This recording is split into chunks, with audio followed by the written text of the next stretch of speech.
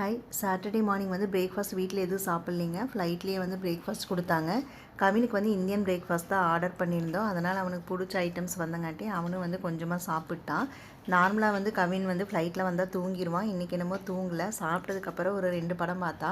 Morning flight வந்து எந்த delay இல்லாதங்காட்டி கரெக்டாக 12:30க்கு வந்து துபாய் ஏர்போர்ட் வந்து ரீச் ஆகிட்டோம். இமிக்ரேஷனெல்லாம் முடிச்சு வெளியில் வர பார்த்தீங்கன்னா ஆஃப்டர்நூன் வந்து 1:15 ஆயிடுச்சு. இமிக்ரேஷனெல்லாம் முடிச்சுட்டு பெல்ட்டுக்கு போனாங்க லக்கேஜ் கலெக்ட் பண்ணுறதுக்காக. அங்கே போய் பார்த்தா பெல்ட்டே காணாங்க. என்னடா இது பெல்ட்டவே காணாமேன்னு பார்த்தா அங்கே வந்து ஒரு மோனோ ரயில் தான் நின்றுட்டு இருந்துச்சு.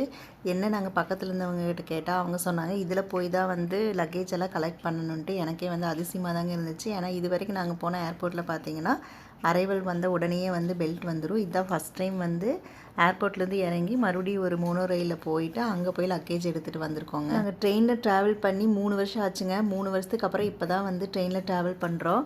லாஸ்ட்டாக வந்து தாய்லாந்து போயிருந்தப்போ தான் வந்து ட்ரெயினில் ட்ராவல் பண்ணோம். அதுக்கப்புறம்